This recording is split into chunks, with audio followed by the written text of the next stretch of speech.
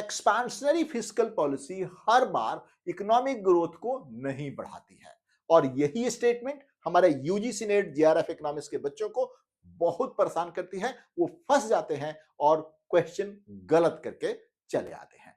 मैं हूं professor Hare Ram Sinha from university of Delhi और आज के इस लेक्चर में मैं आप लोगों के साथ फिस्कल पॉलिसी बिल्कुल बेसिक से एडवांस लेवल तक डिस्कस करने जा रहा हूं सो दैट कि आपका एक भी क्वेश्चन फिस्कल पॉलिसी से गलत ना हो।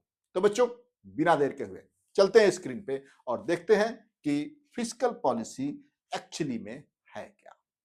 तो बच्चों फिस्कल पॉलिसी सरकार की वह नीति है, वह एक्शन है जिसके अंतर्गत सरकार अपना टैक्सेस एंड एक्सपेंडिचर को चेंज करके इकोनॉमी के ग्रोथ को स्मूथ बनाना चाहती है या फिर इकोनॉमी को मैनेज करना चाहती है। तब बात यह आती है कि इसका मेन उद्देश्य क्या है, मेन ऑब्जेक्टिव क्या है। तो सबसे पहले हम इसका ऑब्जेक्टिव देखेंगे। तो सबसे पहला ऑब्जेक्टिव आपके स्क्रीन पे है बच्चों। ऑब्जेक्टिव है आर्थिक विकास यानी इकोनॉमिक ग्रोथ। यानी सरकार फिस्कल पॉलिसी को यूज करके इकोनॉमिक ग्रोथ को बढ़ावा देना चाहती है। अब कैसे? सबसे पहले यह बात समझिए। सपोज सरकार ने गवर्नमेंट एक्सपेंडिचर बढ़ाया। मान लेते हैं कि सरकार ने गवर्नमेंट एक्सपेंडिचर बढ़ाया, है ना बच्चों। गवर्नमेंट एक्सपेंडिचर बढ़ेगा तो ये क्या क्या होगा, इसमें बहुत सारा काम हो सकता है। स्टार्ट करें तो इंफ्रास्ट्रक्चरल वर्क, जैसे कि रोड बनेगा, ब्रिजेस बनेंगे, बिल्डिंग्स बनेंगे, ये सारी चीजें बनेगी। जब ये सारी चीजें बनेगी तो जहां रोड नहीं था वहां पे फैक्ट्रियां लगेंगी, क्योंकि जो फैक्ट्री लगाएगा उसका ये सोचना होगा कि अब हमारे पास रॉ मटेरियल आसानी से आ जाएगा और जो माल तैयार है वो मार्केट में आसानी से चला भी जाएगा। तो इस तरीके से रोड, ब्रिजेस, बिल्डिंग, फैक्ट्रियां बनेगी तो लोगों को रोजगार मिलेगा। रोजगार मिलने से क्या होगा कि इकोनॉमी का ग्रोथ होगा, इकोनॉमी की डेवलपमेंट होगी। सिमिलर तरीके से यदि सरकार यहां पे टैक्सेस कम करती है, जब टैक्सेस कम करेगी तो क्या होगा? अगेन, जब हमारी टैक्सेस कम होगी तो हमारे पास डिस्पोजेबल इनकम ज्यादा बचेगा। जब डिस्पोजेबल इनकम ज्यादा बचेगा तो हम या तो उसको स्पेंड करेंगे या फिर हम उसको सेव करेंगे। सेव करेंगे तो इन्वेस्टमेंट में जाएगा। इन्वेस्टमेंट, क्योंकि सेविंग इक्वल्स टू इन्वेस्टमेंट होता है। जब इन्वेस्टमेंट होगा तो रोड, ब्रिजेस, बिल्डिंग, फैक्ट्रियां, ये सारी चीजें बनेगी, फिर से इकोनॉमी का ग्रोथ होगा एंड फर्दर डेवलपमेंट होगा। तो इस तरीके से सरकार फिस्कल पॉलिसी को यूज करके इकोनॉमिक ग्रोथ को बढ़ावा देने की कोशिश करती है। दूसरा उद्देश्य होता है इसका पूर्ण रोजगार, फुल एम्प्लॉयमेंट। हालांकि फुल एम्प्लॉयमेंट का जो कंसेप्ट है बिल्कुल मिथ है, बिल्कुल मिथ है। कभी भी फुल एम्प्लॉयमेंट होता नहीं है, कभी भी फुल एम्प्लॉयमेंट नहीं होता है। तो यहां पे मैं फिर भी सरकार फिस्कल पॉलिसी को यूज करके फुल एम्प्लॉयमेंट के आसपास जाना चाहती है। जैसे मान लेते हैं यहां पे कि इकोनॉमी में बेरोजगारी बहुत है। सपोज कि इकोनॉमी में बेरोजगारी बहुत है तो सरकार ने एक्सपेंशनरी फिस्कल पॉलिसी यूज किया। क्या? गवर्नमेंट का एक्सपेंडिचर बढ़ा, अगेन रोड, ब्रिजेस, बिल्डिंग, फैक्ट्रियां बनी, उसमें लोगों को रोजगार मिला, रोजगार मिलेगा या मिल रहा है अभी। जैसे कि फर्स्ट फेज में रोड, ब्रिजेस, बिल्डिंग बन रहा है तो उसमें भी लोगों को रोजगार मिल रहा है। जब फैक्ट्रियां बन जाएगी उसमें भी उनको परमानेंट रोजगार मिल जाएगा। तो इस तरीके से इकोनॉमी में वो फुल एम्प्लॉयमेंट की तरफ जाने की कोशिश करती है सरकार फिस्कल पॉलिसी को यूज करके। सिमिलर चीज यहां पर भी, टैक्स यदि कम होगा तब भी हमारे पास इन्वेस्टमेंट के लिए पैसा बचेगा और फैक्ट्री, बिल्डिंग्स ये सब बनेंगे, उसमें लोगों को रोजगार मिलेगा और इकोनॉमी पूर्ण रोजगार की तरफ जाने में सहायता होगा। यहां पे देखिए मुद्रास्फीति में नियंत्रण। यानी कंट्रोल ऑफ इन्फ्लेशन। अब ये कैसे होगा, ये कैसे होगा? मान लेते हैं कि इकोनॉमी में जो इनकम है वो प्रोडक्शन से ज्यादा है। इस केस में क्या, जब इनकम आपके पास है और प्रोडक्शन, मान लेते हैं कि इस पेन का प्रोडक्शन 5 है, खरीदने वाले लोग इसमें 5,000 लोग हैं, तो ये किसको दिया जाएगा? 5 ही लोगों को दिया जाएगा। जो सबसे ज्यादा बोली लगाएगा, सबसे ज्यादा इसकी प्राइस पे करेगा, उसी को ये पेन दिया जाएगा। यानी इन्फ्लेशन बढ़ रहा है उस केस में। तो इन्फ्लेशन को कंट्रोल करने के लिए के पास सरकार लोगों पे टैक्स लगा सकती है बच्चों। सरकार लोगों पे टैक्स लगा सकती है। जब टैक्स लगेगा तो आपका डिस्पोजेबल इनकम घटेगा, आपकी डिमांड घटेगी। सिमिलर तरीके से यदि सरकार गवर्नमेंट एक्सपेंडिचर घटाती है तो लोगों के पास इनकम कम होगा, उससे उनका एग्रीगेट डिमांड घटेगा। एग्रीगेट डिमांड घटने से इन्फ्लेशन कम होगा। इसके बाद इसका जो मंदी से उबरना, ये भी फिस्कल पॉलिसी का एक उद्देश्य होता है। अब समझिए मंदी में होता क्या है। मंदी में होता है कि सारी इकोनॉमिक एक्टिविटीज लोएस्ट लेवल पे पहुंच जाती है। लोगों के पास जॉब नहीं होता है, लोगों के पास पैसे नहीं होते इन्वेस्ट करने के लिए, या फिर वैसा इंसेंटिव नहीं होता है कि वो इन्वेस्ट करे। तो उस केस में सरकार टैक्स कम करके या फिर गवर्नमेंट एक्सपेंडिचर बढ़ा करके लोगों के पास पैसा पहुंचाती है, सो दैट की इकोनॉमी मंदी से उबरे। ठीक है बच्चों। आय एवं संपत्ति का पुनर्वितरण, यहां पे ये थोड़ा सा ज्यादा इंपॉर्टेंट है फिस्कल पॉलिसी को लेकर के। अब यहां पे समझना है कि सरकार इस तरीके से टैक्सेस को मैनेज करती है सो दैट कि रिच पीपल से पैसा लिया जाए और उसको गरीबों में डिस्ट्रीब्यूट किया जाए, सो दैट कि इनइक्वालिटी बिटवीन पीपल्स घटे। लोगों में जो मतलब असमानता है, आय की जो असमानता है वो घटे। और किस तरीके से करेगी सरकार? प्रोग्रेसिव टैक्स लगा कर।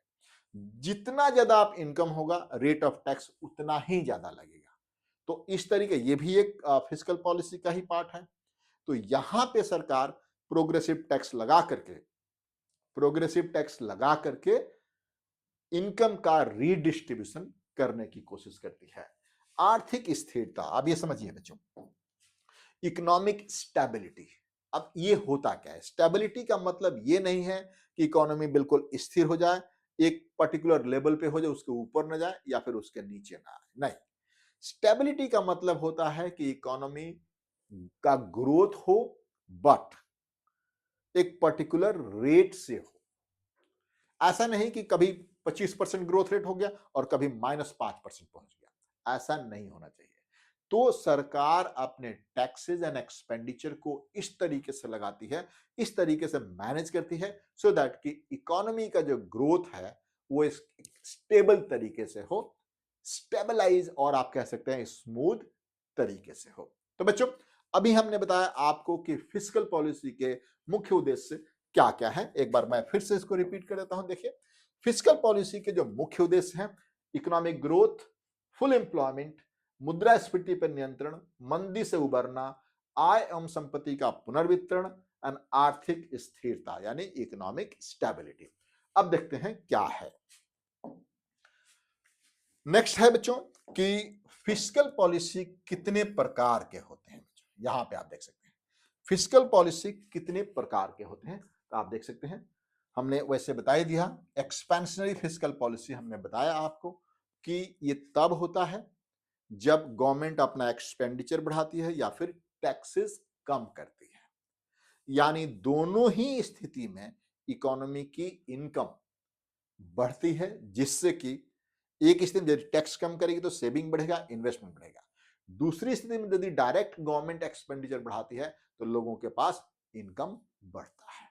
इधर क्लियर बच्चों? सो यहां पे एक्सपेंसिव फिस्कल पॉलिसी सरकार तब यूज करती है जब इकोनॉमी रिसेशन में होता है या फिर बहुत ज्यादा बेरोजगारी होता है।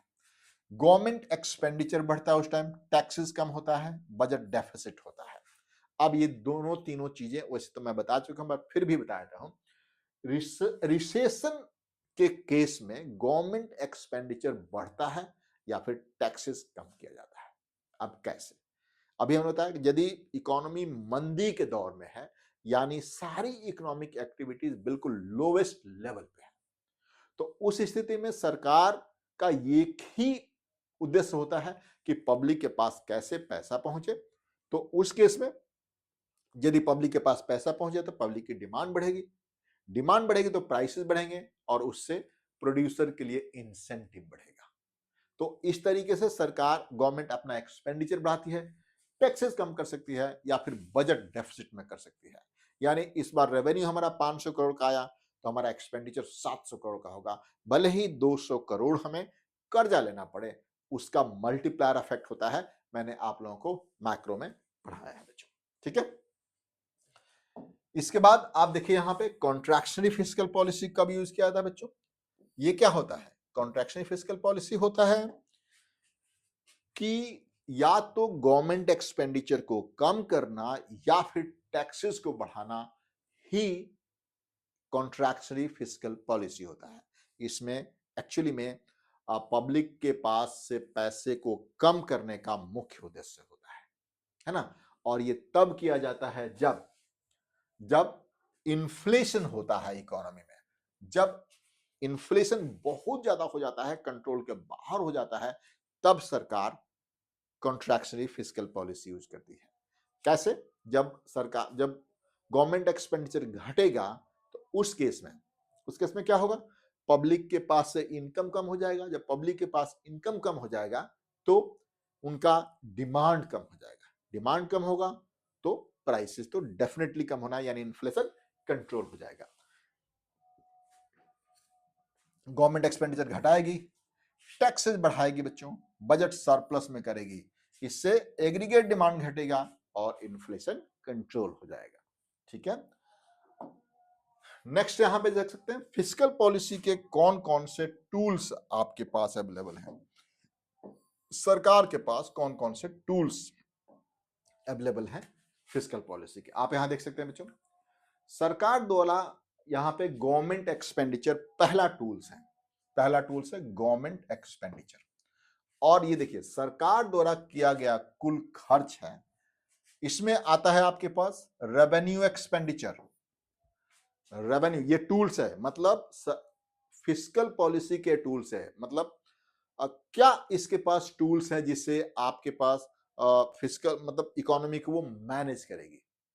तो एक्सपेंडिचर है, और एक्सपेंडिचर में भी कई तरह के होते हैं। जैसे आप देख सकते हैं रेवेन्यू एक्सपेंडिचर में आपके पास जो सैलरी होता है, पेंशन होता है एंड सब्सिडी होता है, ये शॉर्ट टर्म डिमांड को अफेक्ट करता है। आप देखिए रेवेन्यू एक्सपेंडिचर वो एक्सपेंडिचर होता है जिससे ना कोई एसेट्स बनता है और ना ही कोई लायबिलिटीज बनती है, मतलब करंट के लिए यूज किया जाता है। सैलरी हो गया, पेंशन हो गया, सब्सिडी हो गया, इस सब चीजों को अफेक्ट करने के लिए होता है। सपोज कि सरकार एक्सपेंसिव फिस्कल पॉलिसी यूज करती है तो सैलरी बढ़ जाएगा, पेंशन बढ़ जाएगा, सब्सिडी बढ़ जाएगा, और उस केस में एग्रीगेट डिमांड बढ़ जाएगा और इकोनॉमी में ग्रोथ होना शुरू हो जाएगा। ऑन द अदर हैंड यदि सरकार इन्फ्लेशन को कंट्रोल करने की कोशिश करती है तो सैलरी घटाएगी, पेंशन घटाएगी, सब्सिडी कम देगी, पब्लिक के पास से इनकम कम हो जाएगा, ठीक है बच्चों। कैपिटल एक्सपेंडिचर, ये तो था रेवेन्यू एक्सपेंडिचर, एंड दूसरा है कैपिटल एक्सपेंडिचर। कैपिटल एक्सपेंडिचर क्या होता है? जिससे एसेट्स एंड लायबिलिटीज बने, यानी एसेट्स एंड लायबिलिटीज में चेंज आए, उसे आप कैपिटल एक्सपेंडिचर कहते हैं बच्चों। जैसे कि इंफ्रास्ट्रक्चर, रोड, डैम, ब्रिजेस, और ये लॉन्ग टर्म को अफेक्ट करता है। जैसे कि आज आपने डैम बनाना शुरू किया तो आज ही थोड़ी अफेक्ट करेगा, आज आपने रोड बनाना शुरू किया तो आज ही थोड़ी अफेक्ट करेगा। रोड बन गया, उसके आसपास बिजनेस बनेंगे, ये उसमें समय लगता है और ये लॉन्ग टर्म को अफेक्ट करता है, ठीक है बच्चों। फिस्कल पॉलिसी के टूल्स में सबसे पहला था गवर्नमेंट एक्सपेंडिचर। गवर्नमेंट एक्सपेंडिचर में हमने रेवेन्यू, यानी कौन सा रेवेन्यू? रेवेन्यू एक्सपेंडिचर एंड क्या करा हमने, अभी तो बताया आपको, revenue expenditure and the capital expenditure. Revenue expenditure में ना ही एसेट्स चेंज होता है ना ही लायबिलिटी चेंज होती है। कैपिटल एक्सपेंडिचर में एसेट्स एंड लायबिलिटी दोनों चेंज होती है और ये लॉन्ग रन को अफेक्ट करता है। Is that clear? आगे देखिए, टैक्सेशन, ये भी अनदर टूल है गवर्नमेंट फिस्कल पॉलिसी का। अब इसमें भी डायरेक्ट टैक्स होता है बच्चों। डायरेक्ट टैक्स इनकम टैक्स या फिर कॉर्पोरेट टैक्स हो सकता है, और ये टैक्सेस प्रोग्रेसिव भी हो सकते हैं, प्रोग्रेसिव हो सकता है, रिग्रेसिव हो सकता है, अलग अलग तरह के टैक्सेस हो सकते हैं यहाँ पे। तो हालांकि टैक्सेस के लिए मैंने अलग से एक चैप्टर दिया हुआ है, तो वहां पे हम डिस्कस करेंगे बच्चों, ठीक है। इनडायरेक्ट टैक्सेस में जैसे कि जीएसटी या फिर एक्साइज ड्यूटी, जैसे रिग्रेसिव होता है ये, और ये इन्फ्लेशनरी होता है बच्चों, ठीक है। तो टैक्स कट से क्या होगा, डिस्पोजेबल इनकम बढ़ेगा और इससे कंजम्पशन बढ़ेगा, उससे एग्रीगेट डिमांड बढ़ेगा, इकोनॉमी में ग्रोथ होएगा, ठीक है बच्चों। आगे बात करते हैं, यहां देखिए पब्लिक बोरोइंग, तीसरा इंस्ट्रूमेंट है पब्लिक बोरोइंग का। यानी गवर्नमेंट जब एक्सपेंडिचर करती है तो उसके लिए पैसा कहां से आएगा, दो ही तरीका है। एक तो है कि उसका रेवेन्यू आए, तो रेवेन्यू को हमने डिस्कस कर ही लिया, एक्सपेंडिचर करेगी तो उसके टैक्स लगाना पड़ेगा। मान लेते हैं किसी भी रीजन से वो टैक्स नहीं लगा पाती है, तो फिर कहां से पैसा आएगा, उसे लोन लेना पड़ेगा। लोन वो इंटरनल ले सकती है या फिर एक्सटर्नल ले सकती है। इंटरनल यानी देश के अंदर ही वो लोन ले सकती है, पब्लिक से लोन लेती है सरकार बॉन्ड के अगेंस्ट, है ना। अदरवाइज वो एक्सटर्नल लोन भी ले सकती है, किसी और देश से लोन ले सकती है, आईएमएफ से ले सकती है, वर्ल्ड बैंक से लोन ले सकती है। इस तरह के आपके पास कह सकते हैं कि पब्लिक बोरोइंग ये होता है इंटरनल एंड एक्सटर्नल, ठीक है। लेकिन इसका ध्यान रखना बच्चों, ये क्राउडिंग आउट इफेक्ट होता है इसमें, बहुत ही इंपॉर्टेंट क्राउडिंग आउट इफेक्ट। ये होता क्या है, सबसे पहले समझिए, जब गवर्नमेंट एक्सपेंडिचर बढ़ता है तो प्राइवेट इन्वेस्टमेंट कम हो जाता है। आई रिपीट अगेन, जब गवर्नमेंट एक्सपेंडिचर बढ़ता है तो प्राइवेट इन्वेस्टमेंट कम हो जाता है। इसे ही आप क्या कहते हैं, क्राउडिंग आउट इफेक्ट कहते हैं। उसका देख लीजिए, यहां पे मैं बताता हूं आपको किस तरीके से होता है ये देखिए प्लीज, यहां देखिए, जब गवर्नमेंट एक्सपेंडिचर बढ़ेगा, ध्यान सुनिएगा, जब गवर्नमेंट एक्सपेंडिचर बढ़ेगा, है ना, यहां पे इनकम बढ़ेगा, इनकम बढ़ेगा, इनकम बढ़ेगा तो डिमांड फॉर मनी बढ़ेगी, डिमांड फॉर मनी बढ़ेगी, डिमांड फॉर मनी बढ़ने से रेट ऑफ इंटरेस्ट बढ़ेगा, रेट ऑफ इंटरेस्ट बढ़ने से इन्वेस्टमेंट कम होता है, इन्वेस्टमेंट डिक्रीज होता है। तो इसे ही आप क्राउडिंग आउट इफेक्ट कहते हैं। गवर्नमेंट एक्सपेंडिचर बढ़ा जिसकी वजह से प्राइवेट इन्वेस्टमेंट कम हुआ, इसे ही आप क्राउडिंग आउट इफेक्ट कहते हैं। तो सरकार लोन लेकर के यदि या किसी भी रीजन से यदि गवर्नमेंट एक्सपेंडिचर बढ़ाती है, किसी भी तरीके से गवर्नमेंट एक्सपेंडिचर बढ़ाती है और प्राइवेट इन्वेस्टमेंट कम होने का खतरा रहता है, तो उसे आप क्राउडिंग आउट इफेक्ट कहते हैं। क्लियर बच्चों? नेक्स्ट देखिए, बजट डेफिसिट। अब बजट डेफिसिट होता क्या है, जब गवर्नमेंट का एक्सपेंडिचर रेवेन्यू से कम हो जाता है। आई रिपीट अगेन, जब गवर्नमेंट एक्सपेंडिचर गवर्नमेंट रेवेन्यू से कम हो जाता है तो उसे आप बजट डेफिसिट कहते हैं। ये देखिए, government expenditure, government expenditure, change in government expenditure, ये देखिए, is greater than change in revenue, आप कह सकते हैं, है ना। ये आप देख सकते हैं, इसे आप डेफिसिट कहते हैं। ये अब सरकार इसको कब करती है, जब उसको इकोनॉमिक ग्रोथ को बूस्ट करना होता है, क्योंकि इसका मल्टीप्लायर इफेक्ट होता है। गवर्नमेंट एक्सपेंडिचर 10 से बढ़ेगा तो इकोनॉमी में जो इकोनॉमी का जो इनकम होता है 10 से ज्यादा से बढ़ता है। उसका मैंने प्रोसेस आपको मैक्रो में हमने बताया है, मल्टीप्लायर इफेक्ट का, ठीक है। अब बजट डेफिसिट होता क्या है, ये देखिए प्लीज, बजट डेफिसिट के रेवेन्यू के टाइप्स हैं, revenue deficit, fiscal deficit and primary deficit. ये सारी चीजें मैंने आप लोगों को मैक्रो में पढ़ाया है। रेवेन्यू डेफिसिट, जब revenue, current revenue is less than current revenue is less than the current expenditure, उसे आप रेवेन्यू डेफिसिट, फिजिकल डेफिसिट, इस तरह की चीजें मैंने आपको काफी समझाया है। अब देखिए, हाई फिजिकल डेफिसिट होगा तो इन्फ्लेशन भी बढ़ेगा एंड डेट बर्डन भी बढ़ता है। इन्फ्लेशन भी होगा एंड डेट, मतलब क्योंकि लोन आपने लिया है तो देना ही है, लेकिन अब यदि आप फ्यूचर में देंगे तो आप उसके साथ इंटरेस्ट भी आपको पे करना है, तो फ्यूचर जनरेशन पे लोन का बर्डन भी बढ़ता जाता है। ट्रांसफर पेमेंट आप देख सकते हैं बच्चों, फिजिकल पॉलिसी में एक बड़ा इंपॉर्टेंट चीज होता है ट्रांसफर पेमेंट। देखिए, सब्सिडी, सब्सिडी क्या होता है? आपने अभी देखा ना कि अनाज पे सब्सिडी 2 रुपए किलो आपको अनाज मिलता है, सरकार खरीदती है 30 रुपए किलो और आपको दे रही है 2 रुपया, 28 रुपए की सब्सिडी पर किलो सरकार आपको दे रही है, इसे आप सब्सिडी कहते हैं। ठीक है बच्चों, सरकार पेंशन भी देती है, सरकार पेंशन भी देती है। ट्रांसफर पेमेंट का मतलब आप जानते हैं, जिसके बदले आपको कुछ ना मिले। ट्रांसफर पेमेंट का मतलब है जिसके बदले आपको कुछ ना मिले। सरकार आपको स्कॉलरशिप देती है, ये ट्रांसफर पेमेंट है। पेंशन दिया जा रहा है, ओल्ड एज पेंशन, तो इसके बदले भी सरकार को कुछ नहीं मिल रहा है, इसको भी आप क्या कहते हैं? ट्रांसफर पेमेंट ही कहा जाता है। अनएम्प्लॉयमेंट अलायंसेस, ये भी सारा है। ध्यान रखिएगा बच्चों, जो गरीब लोगों की एमपीसी होती है वो ज्यादा होती है as compare to rich people. इससे गरीब लोगों में जो मल्टीप्लायर इफेक्ट होता है वो ज्यादा होता है as compare to rich. Next देखिए बच्चों, अब फिस्कल पॉलिसी इफेक्टिव कब कब होगी, ध्यान रखना है।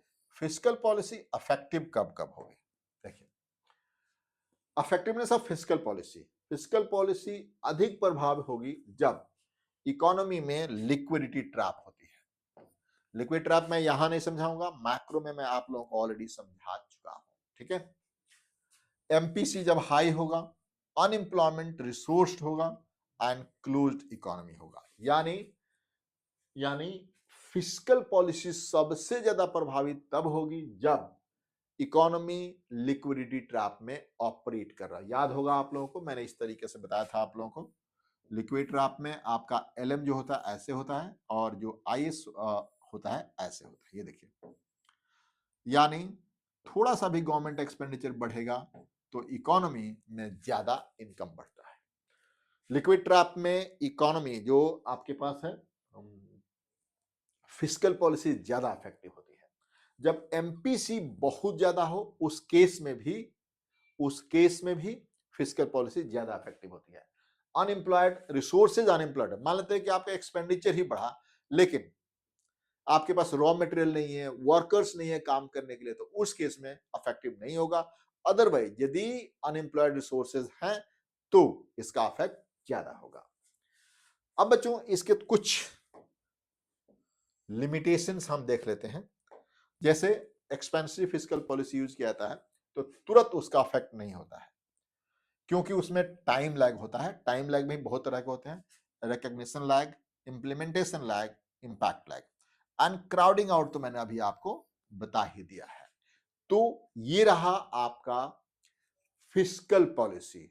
आई होप आपको ये लेक्चर अच्छा लगा होगा। अच्छा लगा होगा तो लाइक एंड शेयर जरूर करिए। थैंक यू बच्चों, थैंक यू।